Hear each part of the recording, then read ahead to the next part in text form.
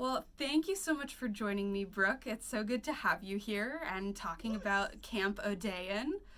So, can you just quickly introduce yourself? My name is Brooke. I have been the program director at Camp O'Dane for about a year and a half now, but I came on board many, many years ago, first starting off as a camp counselor and then as a summer camp director. So my role has evolved over time. So instead of just being seasonal, now I get to play at camp year round. It's really cool. So, for those who don't know, could you describe what Camp Odeon is? Absolutely. So we are a nonprofit that serves kids with heart disease and their families. Throughout the whole year, we have various camp programs that serve some just our heart kids, some families with just lots of different ideas. So we've got a residential camp in the summer where we have 4 sessions. We have 2 family camp sessions in the fall. We have a weekend in the winter. And then in the springtime, we have like a little spring kickoff and a mom's retreat. Interspliced with all of that are some fundraising events so that our families and our campers only pay $25 to attend.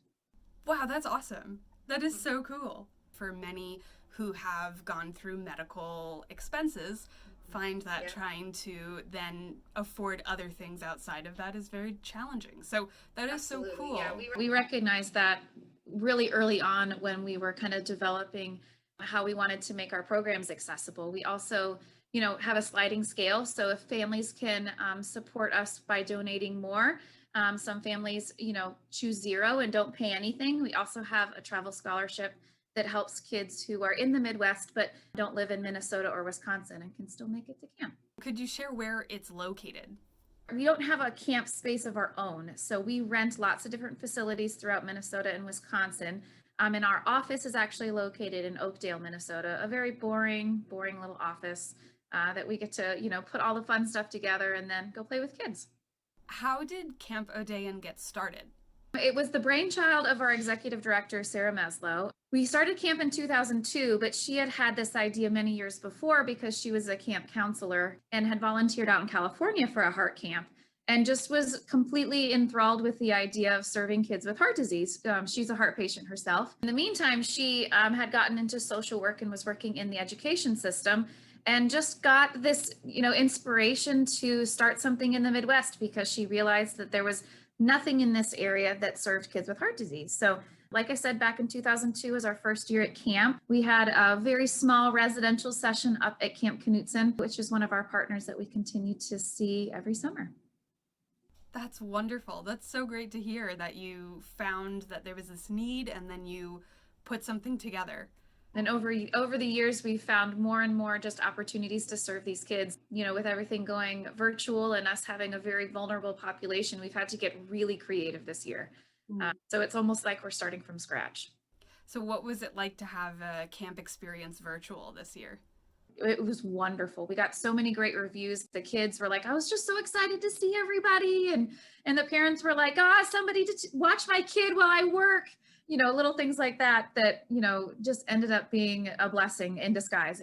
The coolest thing, though, I will say, is that a lot of the qualifications that are required for the kids to come expect them to be healthy. They have to get cleared by their cardiologist. They have to have all of this applications and everything set to go. And we got to serve kids who were post surgery and who were in the hospital waiting for a heart or too scared to come to camp and they just didn't know, how to kind of step in with little baby steps. And this allowed for the kids to do that. So we were unexpectedly, or we were just surprised that we were able to kind of pull that off. Yeah, like I said, kind of reinventing ourselves. Yeah, that's awesome because people who have not necessarily disabilities, but something that would limit them to have access to um, different groups and take part in different activities, technology is really has been there and it just hasn't been used to the extent that we're now using it with COVID going on. So that's so Yes. wonderful. And they just wanted more. They're like, oh, can we do this longer? And we were like, oh my gosh, this Zoom fatigue stuff is real. They were all excited though. They're like, let's just do it all day. Yes. Oh my gosh. Yes. Could you share one of your favorite moments of camp? um, so when I was a counselor, I had the opportunity to take care of like 13, 14-year-old girls with actually one of my best friends that I met through camp. When we all get together and get on the bus, we're in this really big room, and all these kids who have known each other and grown up together, are reconnecting and saying hi, and parents are, everyone's just kind of get together. And I look over and I'm like, I feel like I know like a younger version of this camper. And I didn't really think too much of it. And later on during the week, I got to know her, and turned out we were from the same town. We were both from Georgia. And then I was like, oh my gosh, I taught you in first grade. She didn't have a heart condition diagnosed then. She wasn't diagnosed till she was 10. And we reconnected at camp 5 years after her heart diagnosis. Wow. He has now come back as a camp counselor and just recently had a baby. So it's just like the craziest thing, that small world kind of thing where I was traveling to Minnesota for years, and then she ended up being in Minnesota at the same time, the same place, for the same reason. It was pretty cool. That is so neat. It's awesome when things like that happen, when you connect in those unexpected ways. Do you have a favorite like camp tradition? Traditions are our thing. So you'll see this little guy here. This is our mascot. This is Mortimer. And he's on all of our things, which isn't necessarily one of my favorite traditions, but he's always worth mentioning because Mortimer's just a cool guy. One of the songs that we sing ends every night at camp, and it's called Happiness Runs. We get in this big circle, all shoulder to shoulder, and we sing the song just to come together as a community. And then after that, when the kids go back to their cabin with their counselors, they have what's called cabin closing. In addition to the end of the day, to kind of continue to build that cabin unity, to share their stories, just maybe their favorite parts of their day or something new they tried. A lot of the times the older kids will just share their heart stories, and they'll talk about how scary it was to go into surgery, or what they did when they were post-op. And it's just really neat to see these kids bonding over something that was so scary to an adult, and they're like, yeah, no, it wasn't that big of a deal. And then other kids who are super, super anxious, getting to hear someone else who just went through the same surgery and be like, oh, I really don't have that much to worry about. So a lot of the traditions that we have really allow these kids to have those open conversations, without the looming expectations that adults might have, where kids can just be kids. That sounds like so much fun as a way to connect with others who have had similar experiences and share that with each other. That's wonderful. Yeah, that's a big part of our mission, finding that belonging and that supportive environment that these kids, in their formative years really are, looking for. And a lot of these kids don't know kids that have heart disease, in their hometowns or at their churches or schools. And this is the one place that they can find someone who looks like them and has the same physical limitations as them, and then gets to just let their worries rest and have fun while we're at camp.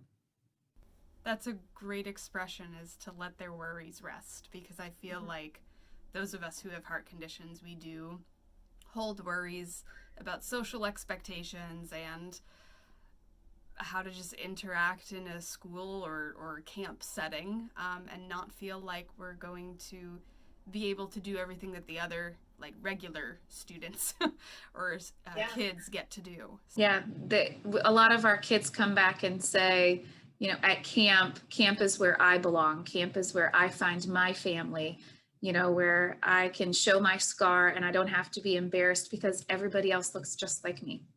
So you mentioned earlier that campers have to meet certain qualifications in order to come to camp.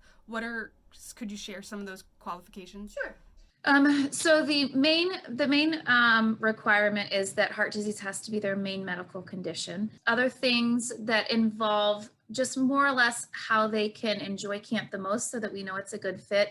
They have to be seen regularly by a cardiologist, either take cardiac medication or have had a cardiac procedure, and then be able to, function in a community setting where being away from home for 5 days or, over a weekend, 3 days, is a pretty big commitment for some young kids. They have to manage their own self-care and exhibit nonviolent behavior. But most of those things aren't like a yes or no, or a, you're in, you're out. It's more or less just for parents to determine if they should send in an application, because then the big part of our application process comes when registration closes, and we have our medical director and our nursing director, and then Sarah, the executive director, and then me, and we all get together and review the files. And that's really where the big piece is, because a lot of the times we can get questions answered really quickly that might have eliminated them as a camper, and just be able to talk with the families. A lot of the times we just find that kids just aren't ready to come, and some of it's emotionally, and some of it is physically. Gotcha. Yeah, because I remember I went to a heart camp when I was younger, and I remember not wanting to go for several years just because I didn't like sleepaway camps, and I didn't like being away from home for extended period of time. So could you share how long is camp? Do you have different offerings for different kids? For sure. So the family camps are probably the most accessible to kids who are much younger, but also, want to get involved. So the parents tend to bring kids as early as like 5 months old to family camp, and up to, 17, 18 years old. So it's a really great way for the parents to build their own, support network, as well as meet other kids. And we do all fun themed, like crazy fun camp stuff at family camp, and that's usually over a long weekend. Same thing with winter camp. That's for kids who have previously come to residential camp or come to day camp. And it's a great kind of segue for our younger campers, because day camp is for our first through third graders, and it's just a few days in St. Paul, Minnesota, where they get together at a nature park.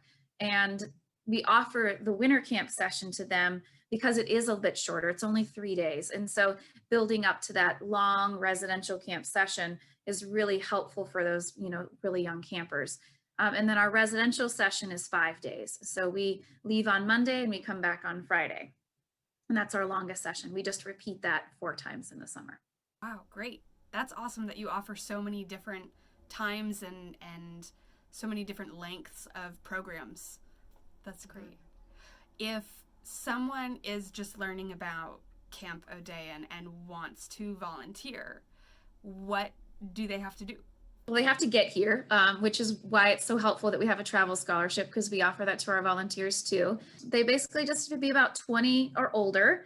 We just recently lowered our age to volunteer from 21 to 20. We are continuously getting graduated campers who want to come back and give to the organization that supported their development and became a huge part of their life and impacted them. So we realized that a lot of our campers need those extra years when they're out of their home, and just recently have just gotten this influx of campers who want to come back. So we're like, let's give it a shot. They have to be able to have the endurance and strength to take care of kids for 5 days, and that's like they become mom and dad. They really do. Like 100% supervision falls on these 2 counselors and then the nurse that's paired with them. And then other things, the communication skills, being able to have fun and bring in that energy, because a lot of our campers are hesitant to participate right away because they're told no their whole life. No, don't run. No, don't go do that. And we're like, go, we got you. We got you taken care of. So seeing their counselors and the people, the adults that they trust have a lot of fun is probably our biggest requirement.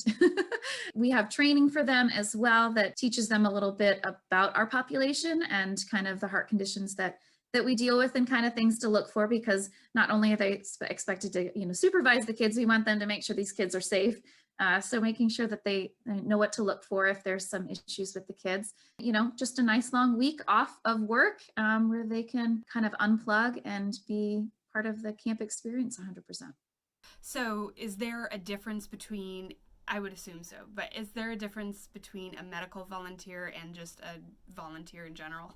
That is a great question. Yes. So we run 100% on volunteer camp counselors and nurses and cardiologists that come with us to camp. Counselors are bunking with the campers 24/7.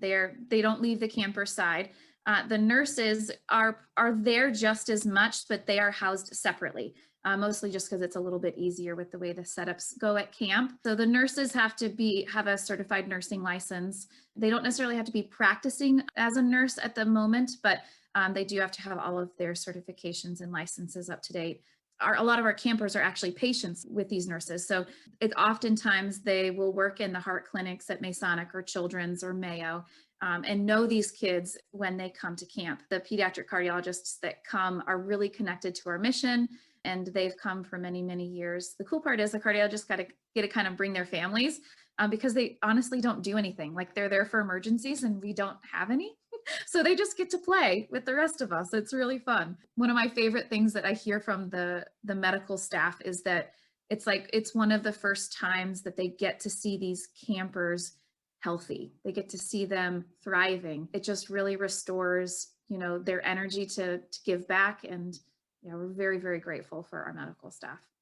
That's wonderful. That's a great experience for medical staff to see their patients in that setting. Oh, and the campers really love the dunk tank when we can put the cardiologist that has, pumped them full of medicine and told them 100 times over, like, this won't hurt. They're like, I'm going to get you in that dunk tank.